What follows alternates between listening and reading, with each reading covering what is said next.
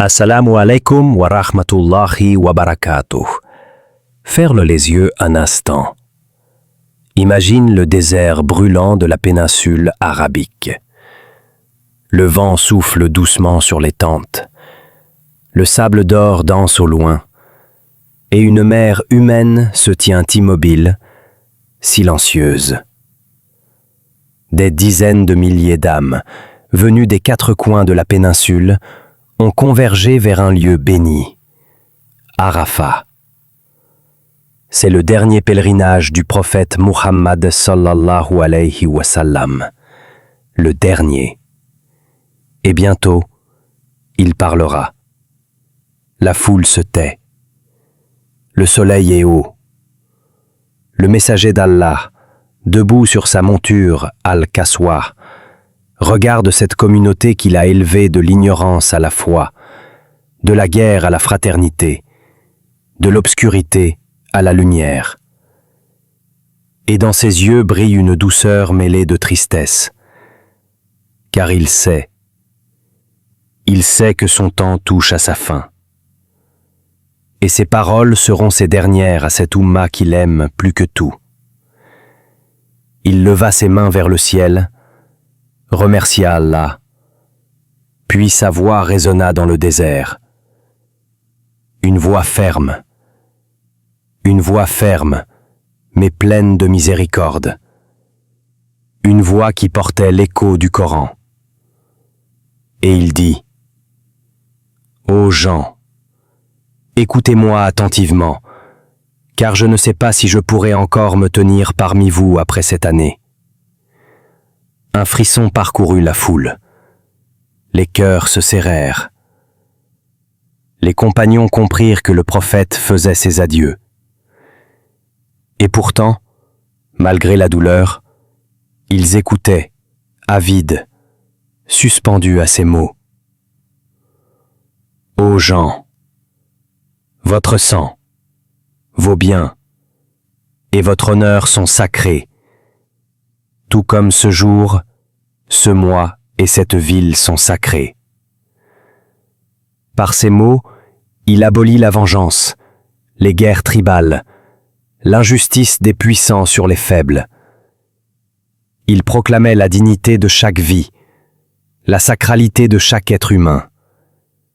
C'était un message de justice, une révolution de paix. Puis il dit : toutes les formes d'usure du temps de l'ignorance sont abolies.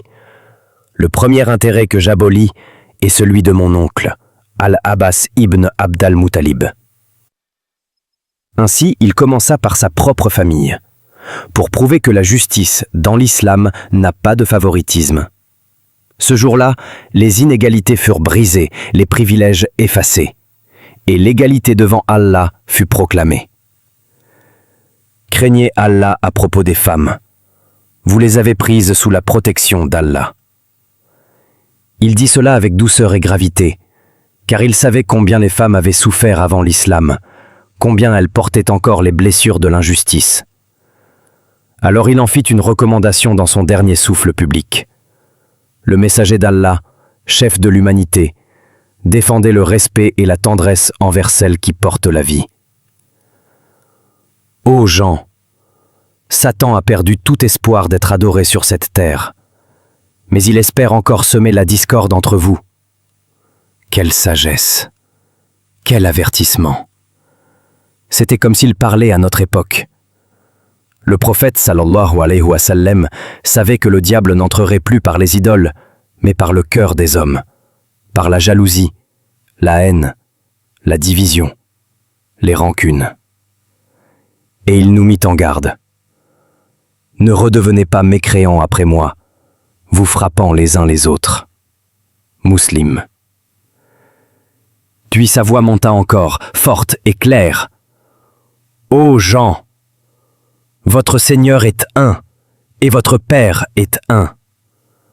Vous êtes tous issus d'Adam, et Adam fut créé de terre. L'arabe n'a aucun mérite sur le non-arabe, ni le non-arabe sur l'arabe, ni le blanc sur le noir, ni le noir sur le blanc, si ce n'est par la piété. Musnad Ahmad.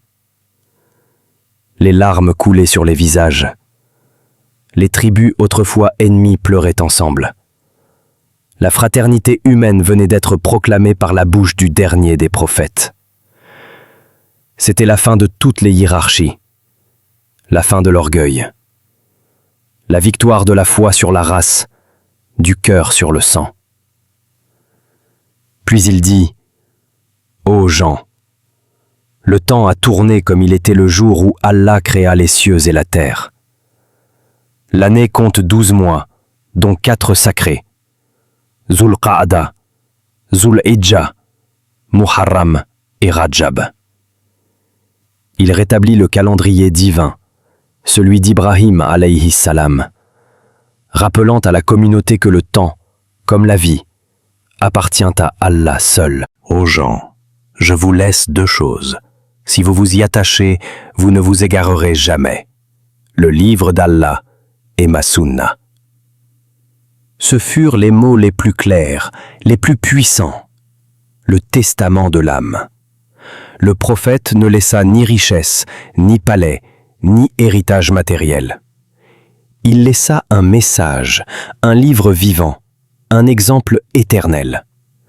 Alors, il leva son doigt vers le ciel et dit « Ô Allah, sois témoin. Ô Allah, sois témoin. Ô Allah, sois témoin. » Et la foule répondit d'une seule voix « Oui, ô messager d'Allah. Tu as transmis le message, accompli la mission et donné le conseil. » Ce moment fit trembler le désert. Les anges eux-mêmes, dit-on, descendirent pour écouter ce serment. Après ce discours, la foule s'éparpilla lentement. Mais dans le cœur du prophète, il restait une paix immense. Il avait vu la lumière de l'islam rayonner sur toute l'Arabie. Il avait accompli sa mission. Et peu après son retour à Médine, la révélation descendit. Quand vient le secours d'Allah et la victoire, et que tu vois les gens entrer en foule dans la religion d'Allah, alors célèbre la gloire de ton Seigneur et implore son pardon, car il est certes celui qui revient sans cesse vers le repentir. Sourate An-Nasr 110, 1-3. Ces versets furent un adieu. Les compagnons comprirent que le messager se préparait à retourner vers son Seigneur. Les semaines passèrent. La maladie le prit. Il pria, malgré la douleur, dirigeant les croyants. Il répétait « La prière, la prière ». Et dans sa maison, la tête posée sur les genoux d'Aïcha radiyallahu anha, il leva les yeux vers le ciel et dit « Ar-Rafiq al-A'la », le compagnon suprême. Et son âme s'envola, douce, paisible, vers celui qu'il aimait plus que tout. Ce jour-là, Médine s'assombrit. Les pleurs remplirent les ruelles. Abou Bakr, son ami de toujours, se leva et dit « Quiconque adorait Muhammad, qu'il sache que Muhammad est mort. Et quiconque adore Allah, qu'il sache qu'Allah est vivant et ne meurt jamais. » Mais son message, lui, n'est pas mort. Il traverse les siècles. Il respire dans nos mosquées, dans nos cœurs, dans chaque adhan qui s'élève, dans chaque prière qui se prosterne. Il vit dans chaque sourire donné, chaque injustice réparée, chaque larme essuyée pour Allah. Ô Allah, nous t'implorons, fais que nos cœurs soient remplis de l'amour de ton prophète, sallallahu alayhi wa sallam. Fais que son dernier discours soit une lumière dans nos vies, une boussole dans nos épreuves, une force dans nos combats. Fais que nous marchions sur ses traces, que nous parlions avec douceur comme il parlait, que nous pardonnions comme il pardonnait. Allahumma salli wa sallim wa barik ala nabiyyina Muhammad wa ala alihi wa sahbihi ajma'in. Et toi, frère, sœur, qui écoute ces mots, souviens-toi, ces paroles n'étaient pas adressées qu'à ceux qui étaient à Arafat. Elles t'étaient destinées, elles étaient pour toi, car le prophète sallallahu alayhi wa sallam a dit Que celui qui entend mes paroles les transmette à ceux qui ne les ont pas entendues. Tirmidhi. Tu es aujourd'hui le porteur de son message. Tu es la continuité de sa lumière. Et chaque fois que tu pries sur lui, chaque fois que tu le cites, chaque fois que tu fais une bonne action en son nom, tu prolonges son héritage. Assalamu alayka ya Rasulullah. Assalamu alayka ya Habibullah. Assalamu alayka ya Nurul Alamin. Que la paix et la bénédiction d'Allah soient sur toi, ô prophète bien-aimé. Tu as transmis, tu as enseigné, tu as guidé, et ton message restera jusqu'à la fin des temps.